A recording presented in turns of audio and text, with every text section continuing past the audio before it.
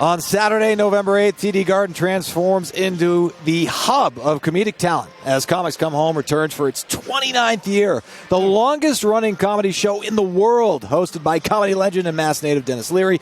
Benefiting the Cam Neely Foundation, the night will feature a powerhouse lineup including Sebastian Maniscalco, Conan O'Brien, Sarah Silverman, Lenny Clark, and more. Go to the Comics Come Home homepage at TDGarden.com for ticket info. We need to call out of work. I mean, seriously. I just realized we had a game that night. Game in Toronto. That lineup, I know. I think we know somebody we could maybe get some tickets. Maybe. What do you think? Get tickets. I don't know if work will let you off. Yeah. They'd be more than happy. Hard to believe 29 years, isn't it, man?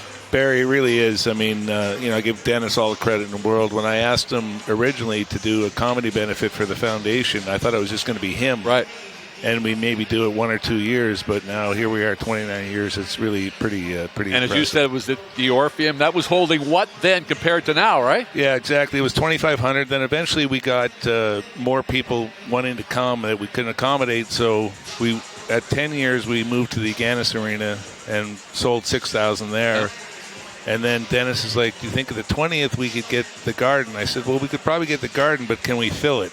And we're able to fill it just, obviously with the lineup that we have over the years. But it is pretty special. I mean, to be able to, with everything going on in the world today, to be able to come to an event, raise money for charity, help cancer patients and their families, and laugh for 3 hours is not a bad thing. No, that's right. I mean, when you look at the lineup, it's just incredible every year. It's incredible. I mean, when you look at that, what goes through your mind, right? Because you think of its inception and how it's grown over the years, and to see this kind of star power take the stage for an incredible cause. Well, everybody knows cancer's touched everyone one way, shape, or form, right? So, Jimmy Fallon's dad stayed at the Neely House. All these comedians have someone in their lives that's touched by cancer, so they see all the great work that we've done, and I give them all the credit in the world. They give their time and come, and to be in front of a live audience, they all love that too. Let's talk about the team here because we got you on for a couple of minutes. Yes. How have you handled the ups and downs, to put it mildly, because there have been some of each so far early in the season? Yeah, and quite frankly, not really unexpected. New coach, new system. One of the things that I've liked compared to last year, really, we've been in 9 of 11 games. The Ottawa game, no. The one in Colorado, no. The other ones, we've had opportunities, whether it's a late power play to get us tied. Yep. We've stayed in games. We've scored enough to win hockey games, but we've given up too much in some of those games. When you score 5 goals, you should win more than you lose. But I love the fact that we haven't quit when we're down. We still try to battle back, and our power play at times could have got us, maybe a point late in the game. It hasn't happened. One of the things that's a little frustrating because of the condensed schedule, we haven't been able to practice as much. So when you have a new system, the coaches are doing all they can on video. But, Barry, as a player, it's much better to be on the ice and work on those things that you have mistakes in the games. And I really thought the blueprint, the first 3 games, especially the road game in Washington in Game 1, was kind of like, okay, that's what you want to do all season long if you can put it together. Yeah, 100%. And there's no coincidence that came out of training camp where you had all that practice, and then,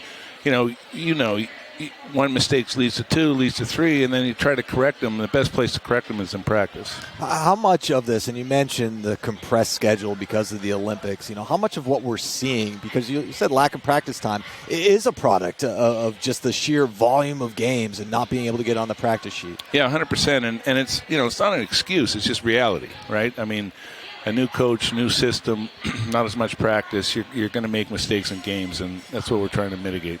You have a superstar in David Pastrnak there, and another young great player in Charlie Mack. We're more middle-aged, so to speak, and everything. And there was a lot of talk about captaincy, et cetera, and everything. Right. How satisfied have you been with overall, not just those guys, but leadership during this early part of this season? Yeah, I give David and Charlie credit, and Hampus is in there as well. But unfortunately, when you're out of the lineup, it's a little hard to lead. Excuse me, but they put a leadership group together, and they meet on a regular basis. I think they're doing a really good job as a group and collaborating with what they need, to be leaders and how to be leaders, and not just it's one person. It's more of a group. And I think they've done a really good job with that. I think one of the things the Bruins have been known for over the years, not only as a team but as an organization, And one of the things you guys strived this summer to get back on was be a tough team to play against. That doesn't mean going out fighting every night. That means playing solid defensive hockey. That is what the lessons and everything that the coach is bringing in, correct? Yeah, 100%. I mean, yeah, we do want to be, hard to play against, whether it's, in our D zone or in the offensive zone, winning more of our 50-50 battles, knowing that you're going to get hit, when there's an opportunity to take the body, you got to take the body. And, I think we've done a good job with that. Certain areas we can certainly improve, and we all know that. And that's what our hopes are throughout the rest of the season. One of the keys to success, and Marco's mentioned this on numerous occasions, is winning the battle of the special teams. You're able to do that on Tuesday night. How pleased are you with how that's progressing, power play and penalty kill?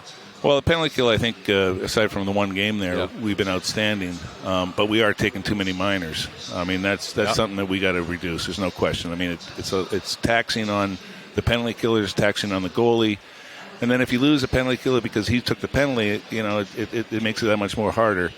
PP, I think there's still room for improvement there. That's an area where spotters come in and done a nice job. But again, it's a new PP coach, and getting on the ice. I mean, they work on it in morning skates, which is good, but it's just not enough right now. All right. Well, last question, non-hockey. Back to that. How many times have you been Seabass on Halloween? I mean, it's a natural. Yeah. You might look like the guy a bit. I never even thought of that, so it's not. If I do go to a Halloween costume party, I might consider that because I do still have the hat. Excuse me, I still have the hat. Make sure you share. The hat could be worth a little ching. Please share the picture. Yes, please. Love to see it. Well, I won't look the same as I did that. None of us do, my friend. Bruins president Cam Neely joining us Have here. fun Thanks next for your week. time, and Right. looking forward to Appreciate another great year. Thanks for your help and Come support, home. guys. Absolutely.